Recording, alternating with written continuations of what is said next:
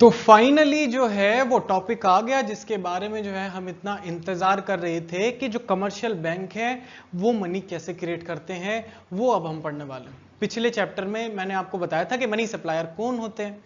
पिछले चैप्टर में मैंने आपको बताया कि मनी सप्लायर जो है कमर्शियल बैंक्स हैं, गवर्नमेंट है और आरबीआई है। भाई ये बात मुझे समझ आती है कि देखो आरबीआई कैसे, आरबीआई जो है खुद से नोट छापता है इसीलिए मनी सप्लायर है, बिल्कुल ठीक बात।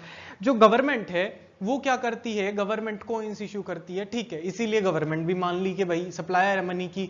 लेकिन कमर्शियल बैंक सप्लायर कैसे हैं, जबकि कमर्शियल बैंक तो जो है नोट भी नहीं छाप सकते, कोई ऐसे कॉइंस इशू नहीं कर सकते।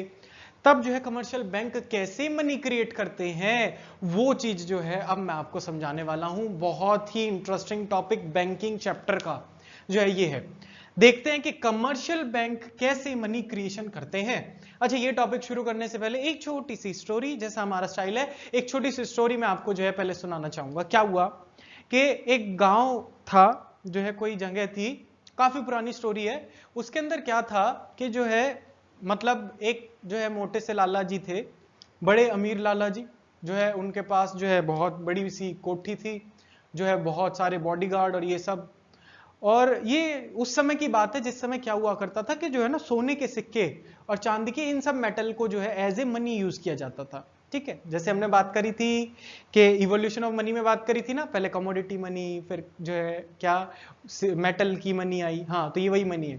तो यानी कि गोल्ड कॉइन्स को मनी के रूप में यूज किया जाता था। तो क्या हुआ कि जो है उस गांव में क्या होने लग गया, चोरियां बड़ी जो है बढ़ने लग गई। तो लोगों को लगा कि हमारा पैसा तो भैया हमारे घर में तो सेफ है नहीं, कल को चोरी हो गया तो क्या करेंगे। तो लोगों ने क्या डिसाइड किया कि जो है हम जो है ना ये पैसा लाला जी के घर पे रख देते हैं, क्योंकि लाला जी के घर पे थे बॉडीगार्ड अच्छे, मतलब डोले शोले भाई जिनके हैं, चोर घुस ना पाए लाला जी के घर में। तो लोगों ने सोचा कि लाला जी के घर जाते हैं और लाला जी को कहते हैं कि लाला जी ये पैसे हमारे रख लीजिए अपने पास। लाला जी दयालु, रख लेंगे। ठीक है, तो अब जो है लोग जो है लाला जी के पास चले गए और जो वो सोने के सिक्के थे अपने, वो लोगों ने लाला जी के पास रखवा दिए।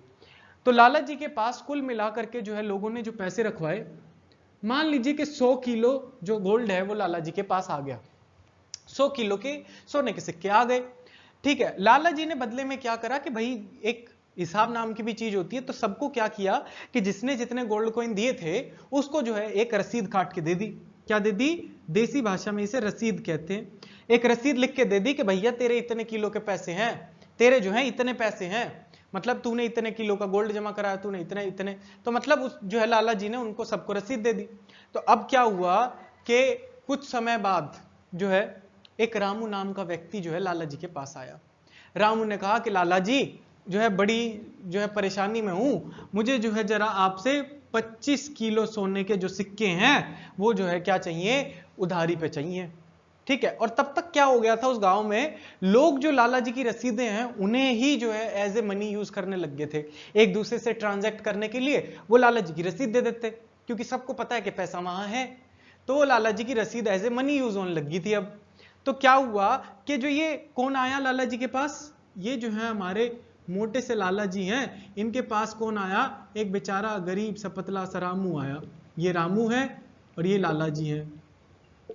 ठीक है, लाला जी के पास रामू आया। रामू ने कहा कि 25 किलो सोने के सिक्के चाहिए लाला जी, बड़ी जरूरत है मुझे पैसे चुकाने किसी के, दे दो। लाला जी ने कहा कि भैया मेरे पास जो पैसा है 100 किलो वो तो लोगों का है, उसके मांगने वाले लोग हैं, इसको क्लेम करने वाले लोग जो हैं ऑलरेडी हैं, तो मैं तुझे कैसे पैसे दे दूं। फिर लाला जी ने जो है इस बात पे चिंतन किया, लाला जी ने सोचा, बैठ करके जो है ऐसे सोचा, और लाला जी ने सोचा कि भैया देखो ऐसी बात है कि ये जो 100 किलो है मेरे पास, इस 100 किलो को मांगने वाले एक ही दिन थोड़ी ना आके खड़े हो जाएंगे।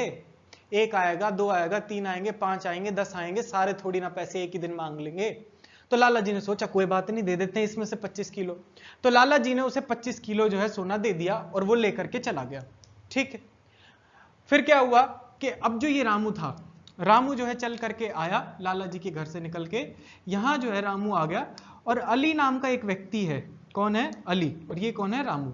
अली, रामू को जो है अली के पैसे देने थे, अली को जो है पेमेंट करनी थी, कितने, 25 केजी गोल्ड कॉइन्स की पेमेंट करनी थी। तो यानी कि जो है रामू ने जो है अली को दे दी वो पेमेंट। अब क्या हुआ कि अली के पास जो है वो पैसे आ गए। अब अली को क्या था, अली को तो खतरा था कि भैया चोरी चकारी चल रही है, कहीं मेरे पैसे चले ना जाएं। तो अली जो है चल करके फिर कहाँ गया, अली गया अब लाला जी के पास। अब कौन आ गया लाला जी के पास, अली। अब लाला जी के पास आ गया अली। अली लाला जी को कहा कि लाला जी जो है मेरे जो है ये 25 जो है किलो के सोने के सिक्के हैं, ये रख लीजिए और बदले में मुझे भी रसीद दे दो।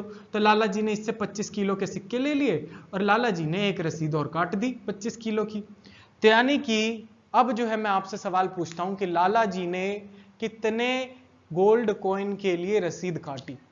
100 किलो के लिए तो जो है उन्होंने पहले ही काट रखी थी, 25 किलो के लिए और काट दी। तो लाला जी ने कितने किलो के लिए रसीद काट दी, 125 किलो के लिए। लेकिन लाला जी के पास गोल्ड कॉइन तो सिर्फ 100 kg ही है। ये क्या चमत्कार हो गया, ये क्या चमत्कार हो गया कि लाला जी के पास तो जैसे पहले 100 किलो थे, फिर उसके बाद रामू ने 25 मांग लिए, 75 रह गए, फिर इसने अली ने जमा करा दिए 25, कितने हो गए 100। तो यानी लाला जी के पास गोल्ड कॉइन तो 100 kg के थे, लेकिन रसीद कितनी कट गई 125 की। यानी लाला जी ने 25 किलो की जो है एक नई मनी क्रिएट कर दी।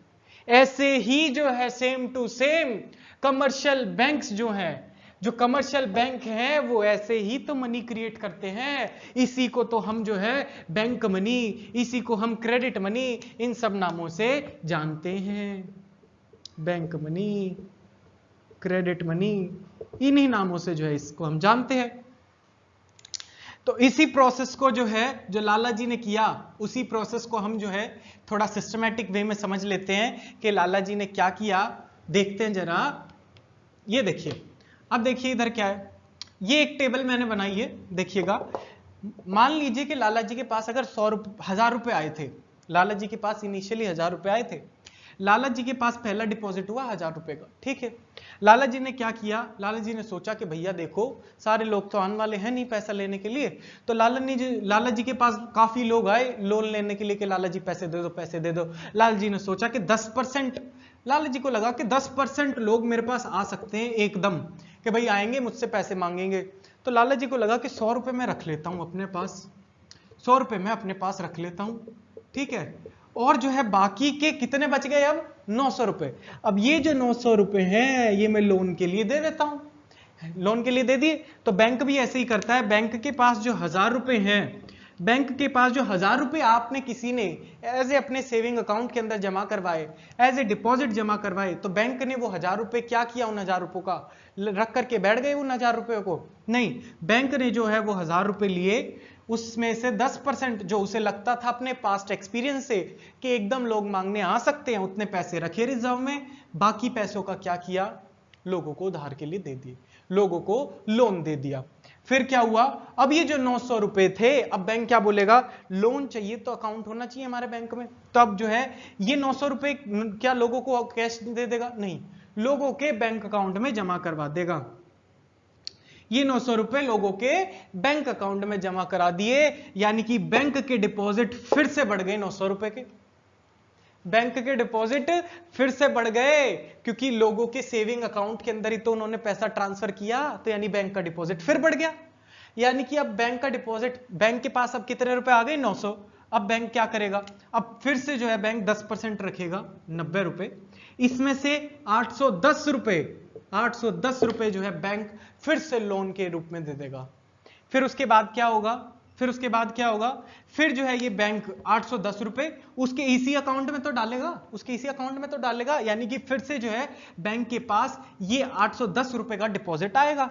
अब ये जो है बैंक के पास 810 रुपए का डिपॉजिट आ गया, 810। अब फिर से बैंक क्या करेगा, 81 रुपए, इसका 10%, 81 रुपए का रिजर्व रखेगा कि भाई मांगने आ गया तो कोई हमारे पास भी तो पैसे होने चाहिए, ये रिजर्व रखा 81 रुपए का।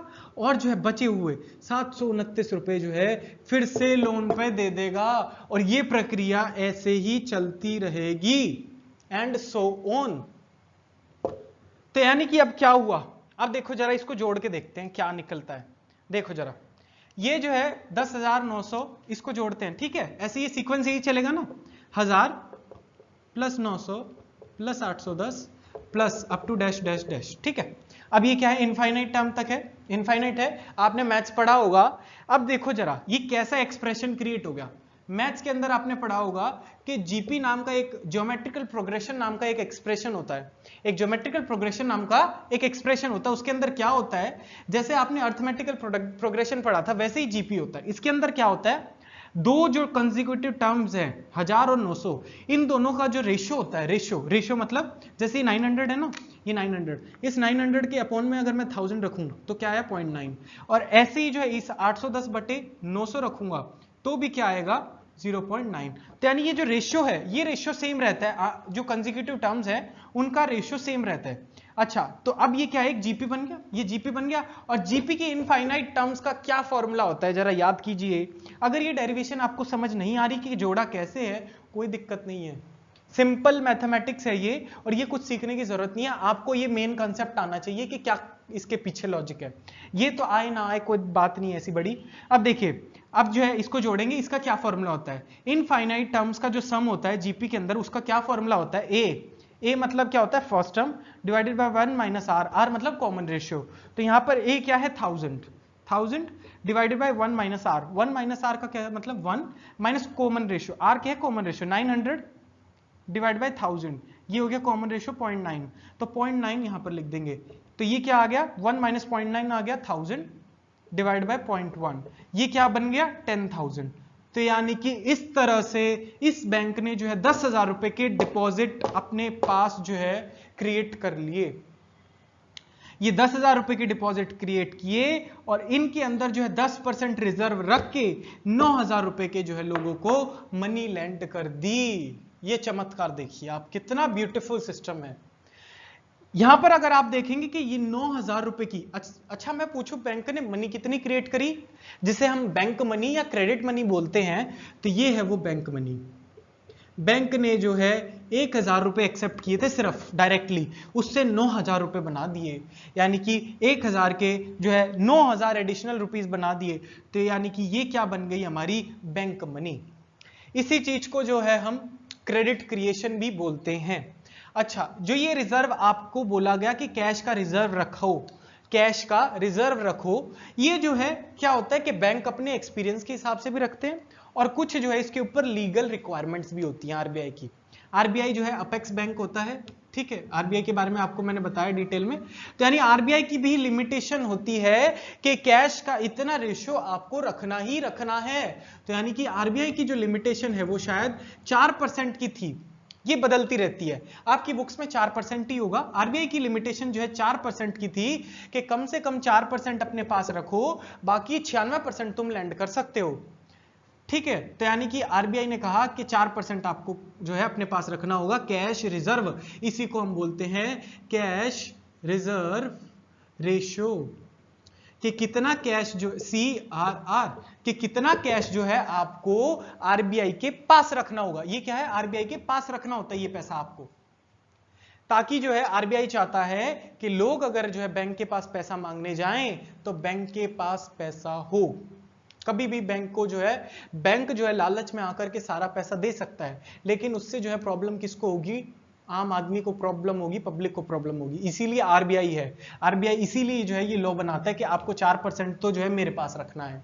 और भी है, एसएलआर भी है, और भी कई रेशियो हैं जो आरबीआई जो है लगाती है लिक्विडिटी इंश्योर करने के लिए। लिक्विडिटी मतलब कि बैंक के पास पैसा हो, जेब में पैसा पड़ा हो, मेरे से कोई मांगने वाला हो, तो इसे लिक्विडिटी कहते हैं, ठीक है। तो इस तरह से पूरा कंसेप्ट मैंने समझाया कि बैंक ने जो है कैसे मनी क्रिएशन किया है। इसके बाद हम देखते हैं कि क्रेडिट मल्टीप्लायर का क्या कंसेप्ट है, सीआरआर को और डिटेल में थोड़ा पढ़ते हैं। अच्छा, उससे पहले एक पॉइंट है। एक पॉइंट क्या है कि ये जो 1,000 रुपए इनिशियली कोई जमा करा के गया था, यहां पर सिचुएशन क्या हुई थी, सबसे पहले कोई जो है 1,000 रुपए जमा करा के गया, ठीक है, उसी 1,000 रुपए से तो हमने ये सारा पैसा क्रिएट किया, उसी 1,000 से तो ये 9,000 रुपए क्रिएट किए हमने। तो यानी कि जो 1,000 रुपए है इस डिपॉजिट को मैं क्या कहूंगा, प्राइमरी डिपॉजिट। इसे मैं क्या कहूंगा ladies and gentleman, primary deposit. जो है दिमाग में उठा लीजिए, इस 1,000 रुपए को मैं कहूंगा प्राइमरी डिपॉजिट। उसके बाद थोड़ा रुको, उसके बाद क्या है, उसके बाद क्या है कि ये जो मनी मैंने क्रिएट की, ये जो 9,000 रुपीज मैंने क्रिएट किए, इस 1,000 रुपए से प्राइमरी डिपॉजिट जो डिपॉजिट है उससे जो पैसा मैंने डिराइव किया, इसे मैं कहता हूं, इसे मैं क्या कहता हूं, डेरिवेटिव डिपॉजिट। इसे मैं क्या कहता हूं, डेरिवेटिव डिपॉजिट या फिर सेकेंडरी डिपॉजिट। ये दो नाम मुझे जो है इसको देने थे, मतलब मैंने कहां दिए हैं, बुक में ही है, तो यानी ये दो नाम जो है इस डिपॉजिट को दिए। और एक बात मैं आपको बता दूं, क्या बात है वो, कि अब जो है बैंक, मैंने बात करी थी डिमांड डिपॉजिट की, मैंने आपको बताया कि डिमांड डिपॉजिट क्या होता है। अब देखो डिमांड डिपॉजिट क्या है, पहले भी मैंने बताया कि डिमांड डिपॉजिट क्या है, डिमांड। अब देखो डिमांड डिपॉजिट में क्या क्या आएगा, डिमांड डिपॉजिट में क्या आएगा, primary deposit, primary deposit plus secondary deposit, ये दोनों जो है मिलकर के जो है टोटल डिमांड डिपॉजिट बताएंगे बैंक के। और टोटल डिमांड डिपॉजिट कैसे निकले, देख लो कि 9,000 रुपए तो ये थे सेकेंडरी, 1,000 रुपए प्राइमरी थे, तो क्या बन गए ये 1,000 प्लस 9,000, ये बन गए 10,000 रुपए, जो कि हमारे डिपॉजिट्स के बराबर है। टोटल ऑफ, ये क्या है, टोटल ऑफ डिपॉजिट्स 10,000, और ये आ गया total of deposit primary plus secondary, इसको और इसको जोड़ रहे हैं, तो यही जो है फिगर हमारे सामने आ रही है। ये है कॉन्सेप्ट मनी क्रिएशन का बाय दी कमर्शियल बैंक, कि कमर्शियल बैंक पैसा कैसे क्रिएट करते हैं। आज मैंने जो है आपको बहुत ही डिटेल में और बहुत आसान तरीके से समझाया। चलिए आगे देखते हैं कि सीआरआर और जो है क्रेडिट मल्टीप्लायर का क्या कंसेप्ट है। अभी जो है हमने टॉपिक किया money creation by the commercial banks, काफी इंटरेस्टिंग टॉपिक था। इसी के जो है एक्सटेंशन में कुछ और भी टॉपिक हैं, इसके साथ सीआरआर और क्रेडिट मल्टीप्लायर का टॉपिक है, तो चलिए वो आगे देखते हैं क्या टॉपिक सही है। सबसे पहला पॉइंट इस टॉपिक से रिलेटेड, अब नया पॉइंट क्या आ रहा है कि बैंक लैंडेड 9 टाइम्स। यहां पर क्या हुआ, इस परिस्थिति में क्या हुआ, मैंने आपको बहुत डिटेल में समझाया कि 1,000 रुपए का डिपॉजिट किसी एक व्यक्ति ने जमा करवाया, और जो है बैंक ने उस डिपॉजिट से 10,000 की डिपॉजिट बना दिए, और जो है 9,000 रुपीज की 9,000 रुपीज की जो है उसने क्या कर दी, 9,000 रुपीज की उसने बैंक मनी क्रिएट कर दी, जिसे हम क्या बोलते हैं, सेकेंडरी डिपॉजिट बोलते हैं। और जो है इस मनी को जो प्राइमरीली जमा कराई गई थी उसे हम बोलते हैं प्राइमरी डिपॉजिट, इसे हम डेरिवेटिव डिपॉजिट भी बोलते हैं, क्योंकि ये इससे जो है डिराइव किया गया। अच्छा जी, यहाँ पर क्या हुआ कि बैंक के पास जो है 1,000 रुपए आए थे, बैंक के पास 1,000 रुपए आए थे, बैंक ने 9 गुना जो है उसके 9,000, यानी कि बैंक के पास 1,000 रुपए आए और बैंक जो है अब 9,000 रुपए के ऊपर कमाई करेगा, यानी कि 1,000 रुपए के उसने 9,000 रुपए बना करके लोन पे दे दिए। तो अगर आप जब बैंक में जाते हैं तो बैंक जो है इस तरह से कमाई करता है। कमाई की बात आई है तो एक और मैं आपको बात बताता हूं कि जैसे आप जब पैसे जो है बैंक के अंदर सेविंग अकाउंट के अंदर डिपॉजिट कराने जाते होंगे, आप जब पैसे जमा कराने जाते हैं तो उस पर आपको मिलता है बहुत थोड़ा इंटरेस्ट। सेविंग अकाउंट के अंदर इंटरेस्ट होता ही कितना है, ना बराबर इंटरेस्ट होता है, 3-4% का इंटरेस्ट होता है। लेकिन जब आप बैंक से लोन लेने चले जाइए, इतना भारी भारी ब्याज जो है आपको बता देंगे लोन का।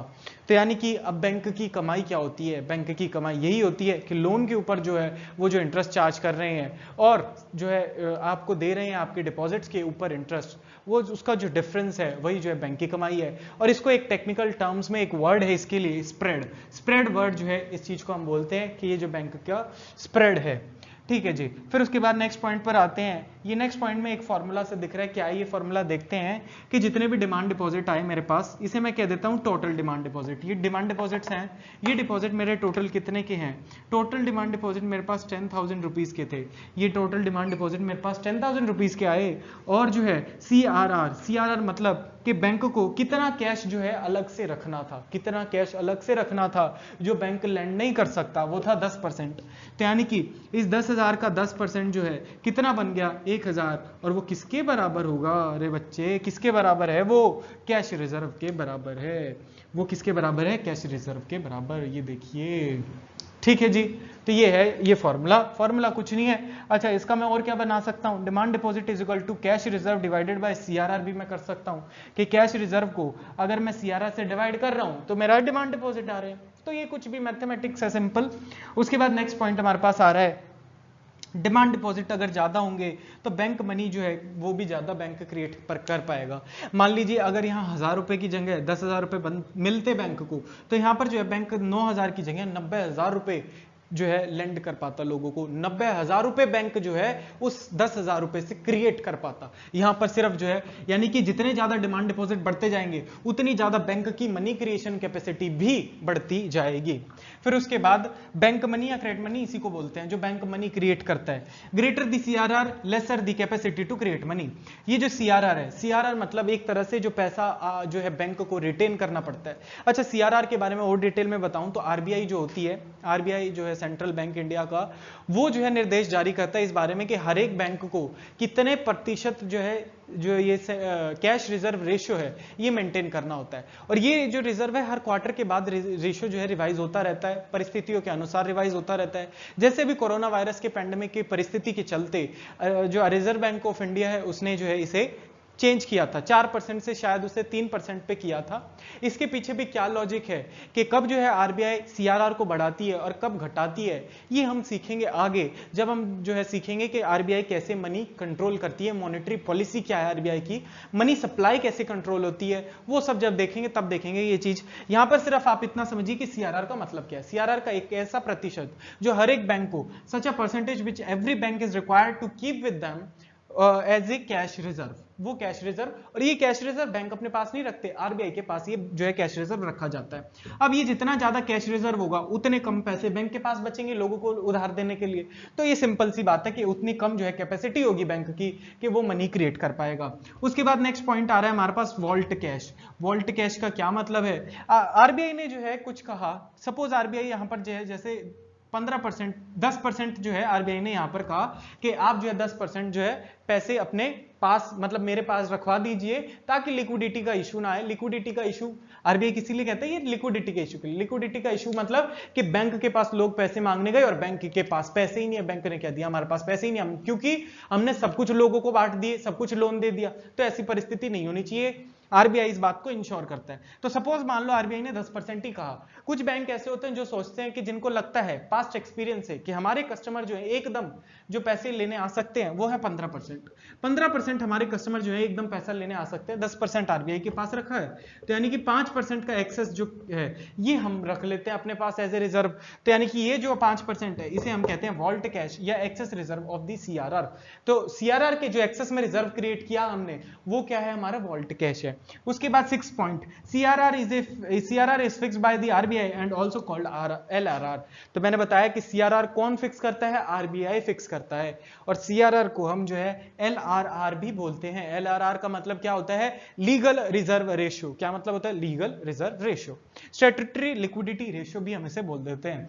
फिर उसके बाद हम बात करते हैं क्रेडिट मल्टीप्लायर। अगला टॉपिक क्या है, क्रेडिट मल्टीप्लायर। क्रेडिट मल्टीप्लायर का क्या मतलब होता है, देखिए यहां पर दो टर्म आपको दिख रही है, एक है क्रेडिट और एक है मल्टीप्लायर। क्रेडिट जैसे कि बैंक ने जो लोन दिया, लोन क्रिएट किया, वो क्रेडिट हो गया। मल्टीप्लायर मतलब कितने गुना मल्टीप्लाई किया। अब देखिए क्रेडिट मल्टीप्लायर की अगर मैं डेफिनेशन दूं, क्रेडिट मल्टीप्लायर एक ऐसी फिगर है, एक ऐसी जो है नंबर है जो बैंक जो है जिसके जितने टाइम्स जो है बैंक जितने डिपॉजिट उसको मिले हैं उसको उतना मल्टीप्लाई करा सकता है। देखें क्लियरली इसकी डेफिनेशन में बताता हूं कि ये जो बैंक को 1000 रुपए मिले, ये जो बैंक को 1000 रुपए मिले थे, ये प्राइमरी डिपॉजिट किसी ने जमा करवाए। बैंक ने 1000 के 10,000 डिपॉजिट कर दिए। ये क्या है, यानी कि बैंक ने 1000 के 10,000 बना दिए, 10 गुना कर दिया। यानी डिपॉजिट्स को कितने गुना बैंक कर सकता है। अगर मैं जाकर के 200 रुपए जमा करा रहा हूं और बैंक का क्या है, क्रेडिट मल्टीप्लायर 10 है, तो यानी कि बैंक उस 200 रुपए के 2000 रुपए बना देगा। बैंक उस 200 रुपए के 2000 रुपए बना देगा।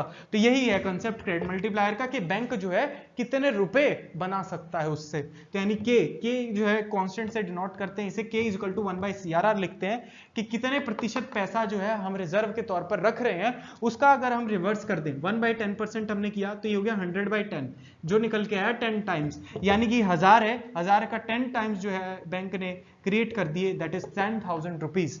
यही जो है कंसेप्ट है क्रेडिट मल्टीप्लायर का। तो ये कंसेप्ट था, बहुत ही इंपॉर्टेंट, 6 मार्क्स तक का क्वेश्चन इस पे पूछा जा सकता है कि कमर्शियल बैंक जो है मनी कैसे क्रिएट करते हैं, जबकि कमर्शियल बैंक जो है कोई जो है करेंसी इशू नहीं कर सकते, कोई जो है नए कॉइन नहीं बना सकते, कुछ नहीं कर सकते जो है, फिर भी जो है बैंक कैसे, कमर्शियल बैंक जो है कैसे मनी क्रिएट करते हैं मनी सप्लाई में। फिर उसके बाद जो है ये टॉपिक आज जो है हमारा कंप्लीट हो गया। आज की वीडियो में बस हम इतना ही पढ़ेंगे। आने वाली वीडियो में हम जो है आरबीआई जो है कैसे मनी सप्लाई को कंट्रोल करता है मॉनेटरी पॉलिसीज के थ्रू।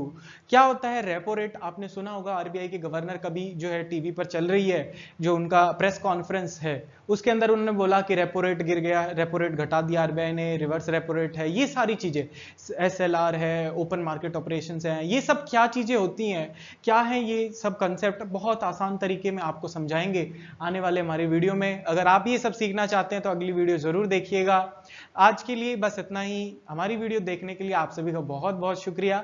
अगर आपको हमारा काम पसंद आता है तो हमारे चैनल को सब्सक्राइब करके हमें जो है सहयोग दें और हमारी वीडियो को लाइक करें और अपने दोस्तों के साथ शेयर करें। आज की वीडियो देखने के लिए आपका बहुत बहुत शुक्रिया।